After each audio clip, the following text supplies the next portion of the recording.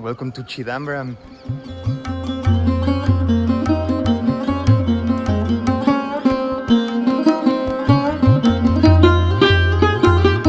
This for sure has to be one of the most mystical spots here in South India. It's such a beautiful place. A very strong presence, a really strong energy can be felt here. And I will tell you the story of this. Thousands of years ago, there were some wise men that choose to live in this spot. And they choose this place because this was a delta of the river that was creating a mangrove forest. The limits between what is not land, but it's also not fluid. So in these places where you have like these liminal states, you can find a very powerful energy. These people started developing in the art of mantra, in the art of rituals, and they became very powerful, wise people. But they were thinking that liberation was coming through developing this spiritual technology. So Shiva was watching this, and then himself wanted to come here to teach them a lesson. He decided to come by himself in his avatar of this mendicant person, fully naked, accompanied with Vishnu in his form of Mohini, which is the avatar of a very beautiful woman, trying to play with them to distract the beauty without sense. They wanted to push them away. He was not going away, so they decided, okay, you are not moving, then we will make you move. So they start performing their rituals. So they would cast a tiger, and then this tiger, they throw it to him. So when the tiger went to Shiva, Shiva grabbed the tiger and he uses his skin to dress himself. The rishis saw this and then they throw snakes to him. When the snakes went to Shiva, he holds the snakes and then he adorns himself with the snakes. Then they throw fire to him because we're like, okay, the tiger is not working, the snakes are not working, we will throw fire to him. The fire represents the power of wisdom. The tiger represents the wild instincts. The snakes represents the raw energies. So anyway, he holds the fire without burning.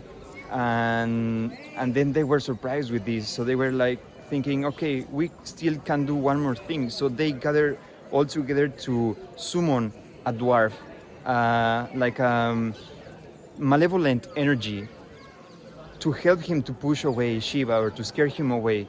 So this was a dwarf, and then the dwarf was very powerful, but Shiva just steps on him. He doesn't kill him, he just steps on him, and then he starts performing his dance.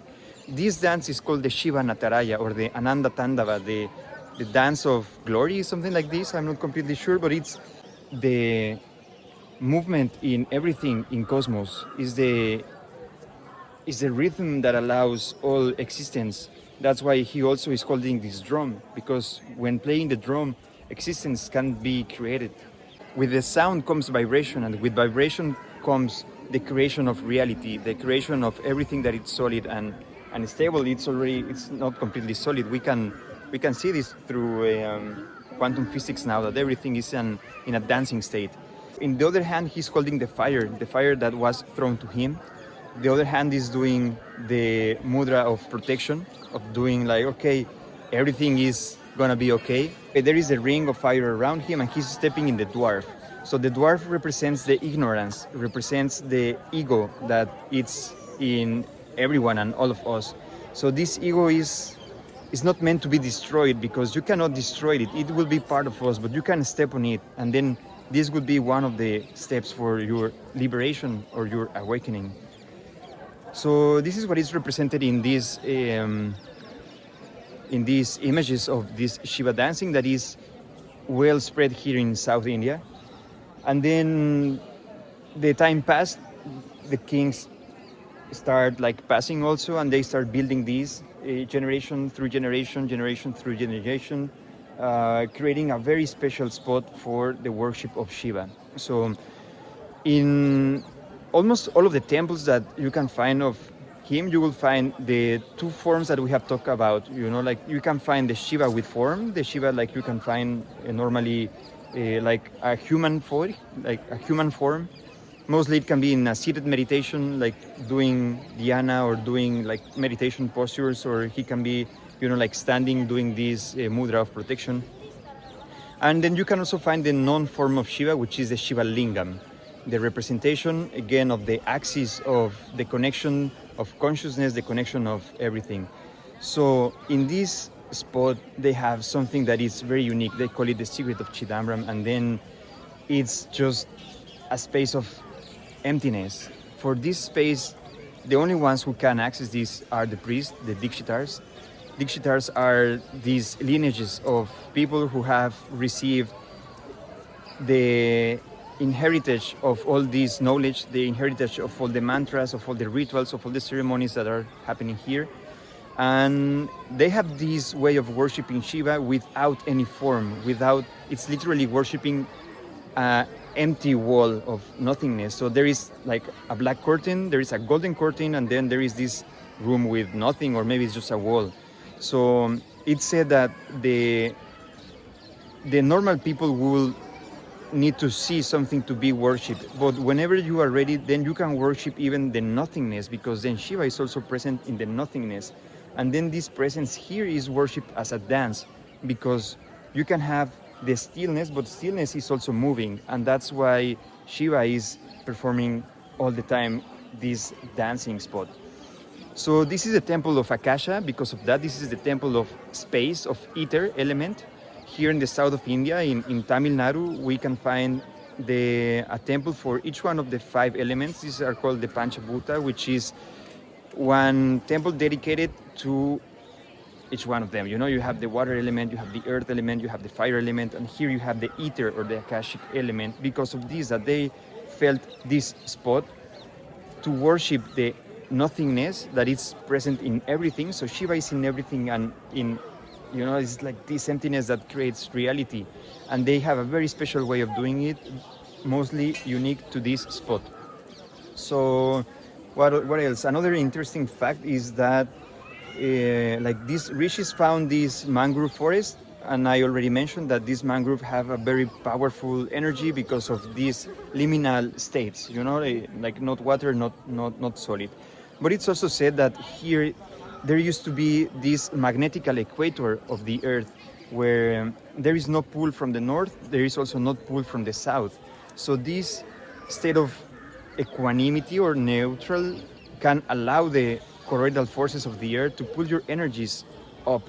So that's why this place was chosen by yogis to do their own, to choose this spot to come and do their sadhanas, their practices, to use this energy rotation of the earth to enhance their own states of consciousness. And one of these yogis is Patanjali. So we have Patanjali, you can see this half human, half snake person. He's being represented like half snake, half human, because Nagas or the serpents represent these energies of earth, this wisdom of the earth. So he's the one who was compiling all the Yoga Sutras.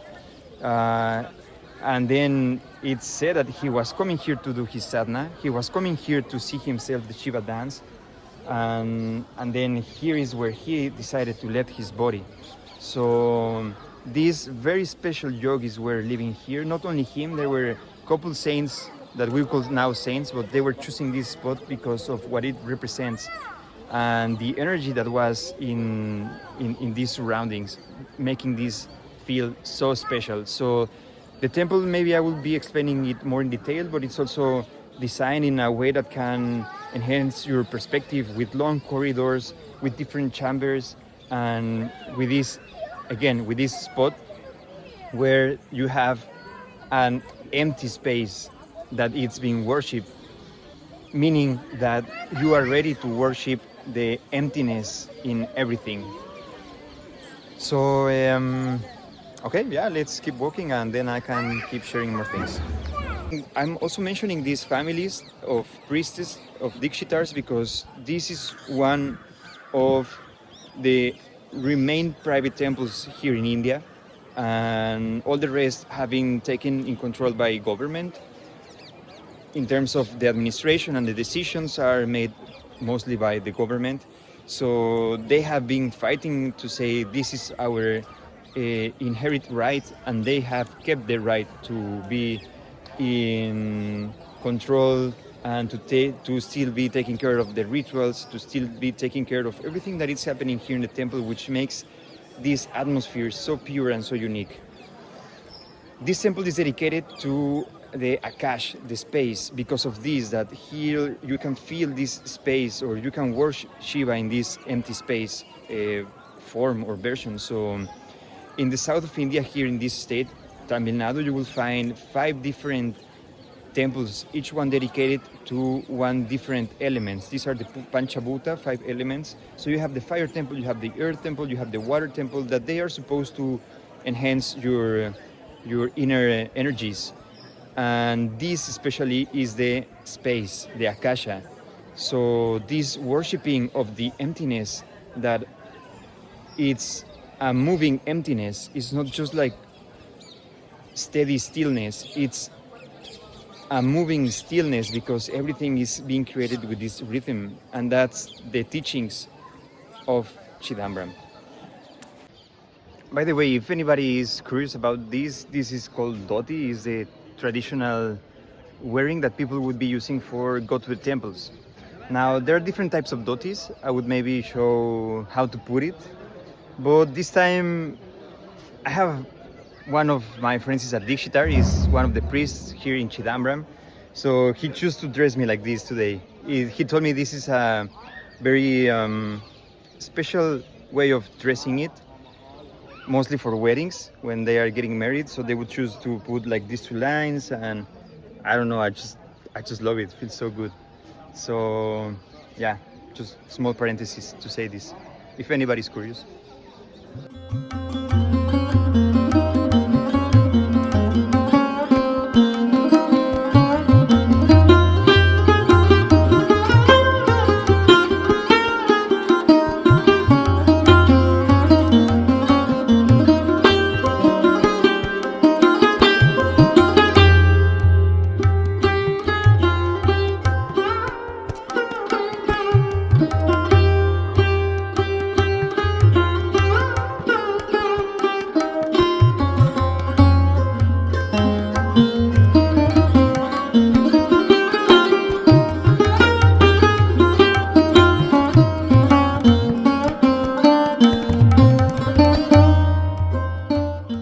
One more thing, for now we know that the meaning of Chidambaram is supposed to be, is coming from Chid, like consciousness, and Ambaram, which is like city or palace.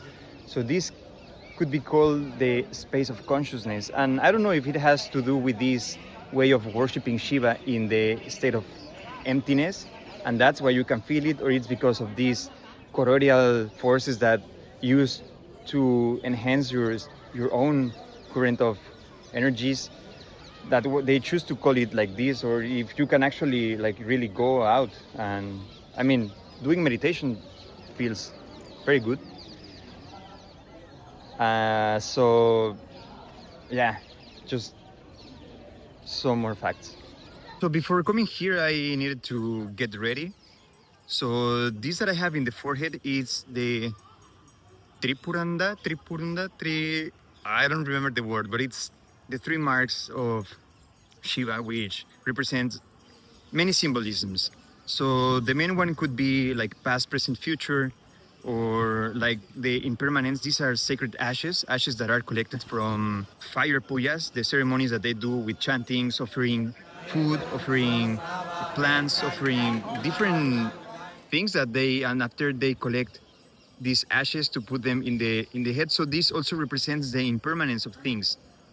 So we have something similar in Western Christianity, where each is in this Wednesday, you know, the Ashes Wednesday, I don't know how to say it in English, where they put this and they say, ashes you are, earth you are, and to earth you go. Something like this would be the translation. So this is something similar, but they use it all the time, every day. And again, it can be the 3 states of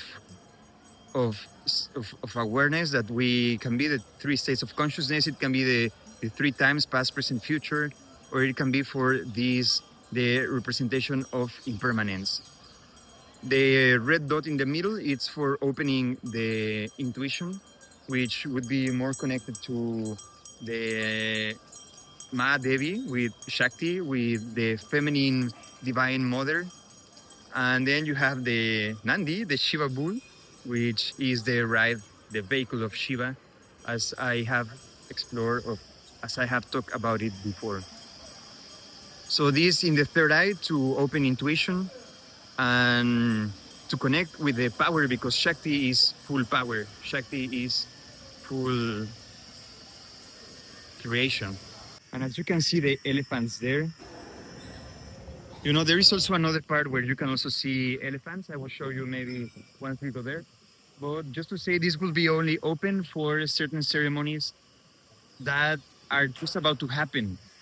So I don't know if they only open this once or twice per year, but now that it's going to be our Christmas, but it's also matching with some of their festivities, they will have this hall open to perform some arts, dances, and I'm very keen to see this from inside. The temples are so beautiful with the carvings, very precise carvings in all of the columns. Then I haven't seen so many monkeys, but okay, you have also typical monkeys here in India. And yeah, let's keep exploring. The temple has 5 different square layers to build a cosmic representation again of our 5 bodies, about the 5 elements and different energetic meanings. So we are between the first or the main entrance, dividing the temple from the outside. This would be the first layer. Then you have inside the next level of layers. This one is pretty beautiful because it's where all the greenery is happening. Chidambram used to be before a forest of mangroves. Right now is just a modern city. There is no mangroves around. So yeah, that's quite well, I mean, it is what it is. This is an elephant like happening here, but I cannot record, so I would just show they are not happy when you record the elephants or the elephant. There is only one elephant, I think, in each one of the temples. So yeah, the other day it was in procession and I was recording, and then the guy started like, "Ah." So I think maybe it's also a representation of something very holy for them. So I was not intending to be disrespectful. It was so exciting for me to see an elephant. It's not something that you see every day. And then it's like, wow, an elephant with a tripunda in the forehead and with all the makeup and the paintings. So it was looking very mystical. So it was exciting to record that. And anyway, so we are coming to the main gate. As I mentioned before, this is the first separation that we have with the outside part. Here's a little bit more noisy. Things that happens here, we have some shrines for one of the main deities. So you have, for one side, Ganesha, and in the outside part, you can come with a coconut. And then this is one of the rituals that they do when they start. Just grab a coconut and they throw it to the floor. It breaks, so you can send your intention, your manifestation to whatever you want to ask to him before entering the temple. And then in this other side, in this other shrine, we have Murugan, which is also another of the Shiva sons, representing Shushuna, the central channel, and enlightenment. These are the Shiva dancers. I think it's 108 tiles of female figures doing dancing for Shiva, for consciousness. So I think it's only 6 temples in all India that they will have these 108 sculptures doing the I don't know the exact name in Sanskrit, or in Hindi, or in Tamil, because here they speak Tamil, which is one of the 2 oldest languages that are in, I would say, for now, India. I don't know if in the world, but Sanskrit it's meant to be one of the oldest also from the world, and Tamil is the other part. So you will see Shiva having this drum, and then they say that with this vibration, from one side you get Sanskrit, from the other side you get Tamil. So again, more representations of gods, of goddesses, of different energies. And then here we have the Chola King. The Chola King is the one who sent to build all of these, or who started to build this temple thousands of years ago or centuries ago, and also to start giving patronage and asking wise people to come to this part of India. So he would be offering space for creating schools of wisdom, schools of knowledge that are called agrahams. And here in Tamil Nadu, we have 18 agrahams, which Siva Rathna is the foundation, the charity trust where I am helping now, staying at, which is from my friend. And he has one of these houses in Tamil Nadu, one of these 18 agrahams. So it's super special, it's very important. And then I will be talking about it more in detail when the time is needed. For coming to the temple, it's mostly advised to dress properly. You don't need to dress like this, but I love it. It looks so beautiful and it makes you feel so, I don't know, nice. You know, like I feel white, I feel in peace, and it's just like so soft to just keep this, be like one of them. And yeah, so again, like main representations of the cosmic dance that was performed here. And the story goes with Shiva and Parvati, where Parvati was, let's say, the ruler of this space, if not to say like the queen or the goddess that was in charge of all of this.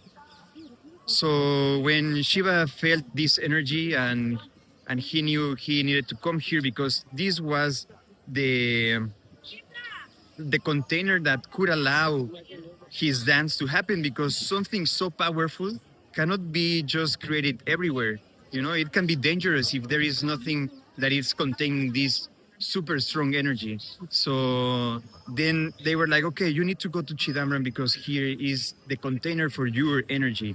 And then he came, but Parvati was ruling this temple, and then she was not very happy that Shiva was wanting to come here and do his dance. So she said, no, no, no, you need to beat me in a contest, in a dancing contest. And then they start dancing. And then Shiva made this position, raising the leg, where he wins with this. And then Parvati accepts that, okay, yes, you are the cosmic dancer. So this is kind of the myth. And there should be something about inside that maybe I could find a way to also show in images a little bit of this. This is the Goshala where they keep the cows, and they represent, you know, like this mother energy and the nourishment that you can get. So whenever a cow is getting old, instead of just getting rid of it, they give it here to the temple where they can be taken care. And yeah, so they have different spaces where they can just go with them. Okay, this is a temple of Ganapati, the Shiva's son with the elephant head, which represents the power of removing obstacles, you know, the strength of an elephant. And you will find it in many spots. It's also in the science of chakra yoga, let's say, it represents Muladhara, the four directions. So you would find a lot of Ganapatis before, let's say, that where is a conjunction, that it's opening the paths. This is maybe, I don't know if this is the main roof, but the main roof should look something like this. I cannot record inside, but just to give you an idea. And then you have these golden tiles that the total number of tiles should be around 21,000. That these are the number of breathings that we have, that we take per day. So each one of the golden tiles is like one breath that we are having day by day.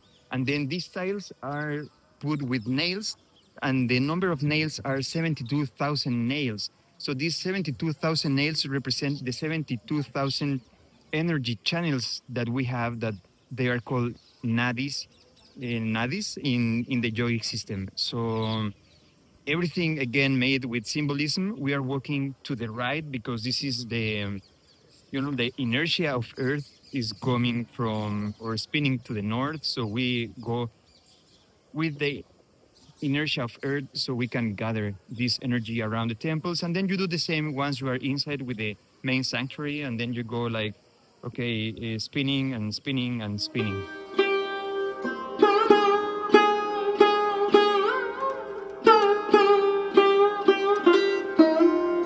Okay, here we are in the west gate or the west Gopuram. And this is important because here is the Murugan temple, also known as Kartikeya. I think it's also one of the other names of Shiva's son. But the important thing is that he's riding or represented with these peacocks, and he has two animals. Normally, every one of the gods has one ride or one animal. He has two animals, and also he has two consorts. So this is the symbolism about the Shusumanadi, or the central channel. So each one of the two consorts are Ida and Pingala, which are two goddesses. I don't know the name of the goddesses, but you have his two consorts, which are the two channels of energy, and then he represents the central channel, and then he's depicted with the peacock and with a rooster. So this is an interesting meaning because the rooster is the animal of awakening. That's the animal that will chant for you to, like, I don't know, start your mornings, or like you wake up with the chanting of the rooster. So one of his animals is the rooster. So what is this meaning? That once you can, like, it's everything is linked. You are awakening your central channel, then you are awakening also, and then that's why they are putting this rooster plus the peacock, which all the meanings and representations that the peacock has, the royalty, the divine, the beauty, and everything that can just be achieved through going inside and flowering from inside. Okay, something else. You will find through all the temple many symbolisms. So maybe I can explain some of them. So here you have like this version of the yin yang, which is talking about the duality of the things. You have the bindu, which is about the either one point concentration, one pointed awareness, which will allow you to enhance your your consciousness. I read this like a sign of Svadhisthana, the second chakra. Maybe I will ask about this one. You have these three yin yang, that these three yin yang, it's again, like the three parts of the creation, the three sounds, the three deities that perceive the cosmos, and the three movements of everything. And yeah, so, okay, I can see here another one that I don't know the meaning, but it's pointing like in all directions. So I would say that this represents the number 8, because you will also see the 8 a lot.